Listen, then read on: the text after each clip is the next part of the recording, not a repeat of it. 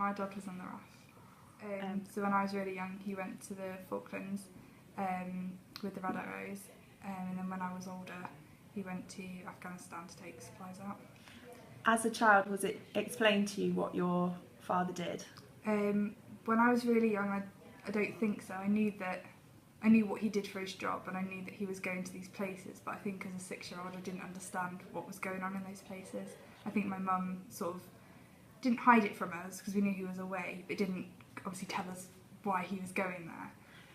What about when you were 10 and he went to Afghan? Was it explained then? I think I knew then. I think I was old enough to understand. I knew that there was a war, and then I knew a bit more about why he was going. So he was an engineer, and he went out on the planes that took supplies and took men out. So he was out there for if they ever broke down or anything, which they did on occasion when he was out there, which we would find out that he would come, like he was meant to be coming back, and then we'd get emails saying that he was going to be late because there was problems with the plane and things. So that was quite scary, knowing that something had gone wrong. And with him taking the men out, he was getting quite close to sort of those areas. Do you think, do you feel like your mum was quite open with you about what was going on, or do you feel she was quite closed? She was quite open. It was sort of a, if you want to know anything, ask and I'll tell you, rather than enforcing it on us. So we knew, as I say, we knew why he was going. We knew that there was a war, but it was sort of, we weren't told everything. If we wanted to ask, then she would be more than happy to tell us and explain. How do you feel about the media's portrayal of the conflict? Was that a big part of your life as a 10-year-old?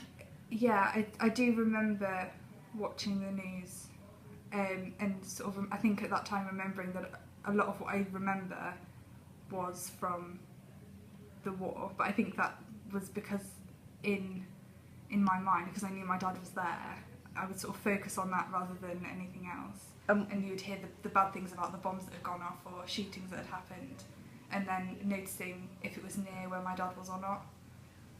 Was a lot of you remember, is that the images that were shown, or is it more thinking about it?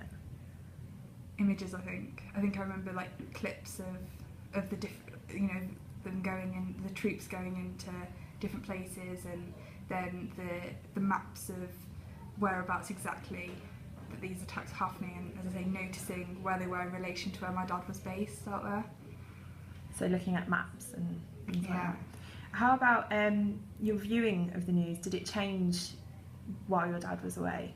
Did you watch it more? Did you try and ignore the news? I think subconsciously I probably took more notice because it was always on in my house every night anyway, because my mum, and then when I was at my grandparents' house they would watch it. But I think I was probably more heightened to listening, especially to things about the war rather than just generic things that were happening. How did you communicate with your dad? By email, and then we didn't, when I was older, because I was in Lincolnshire and he was in Wales, we'd go majority of the time, unless something had gone wrong and he was going to be out there longer, we wouldn't hear from him until he got back. So it would be sort of before he went, when he got back, and then only if he was going to be longer that we would hear from him. And how long was he usually away for? It wasn't normally long, it was normally about a week.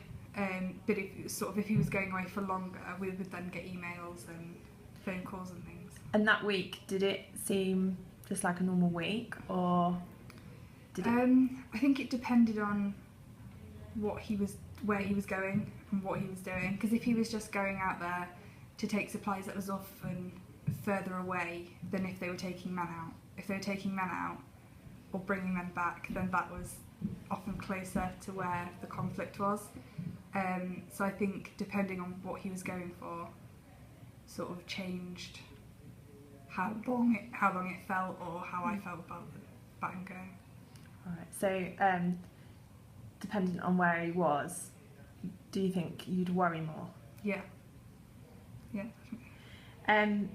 And when you were worrying, who would you turn to for support? My mum, or just any family really. So my grandparents used to help me quite a lot.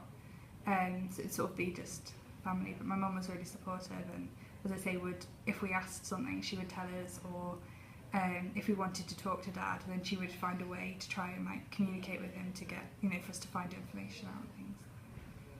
That's brilliant. Thank you. Okay, no worries.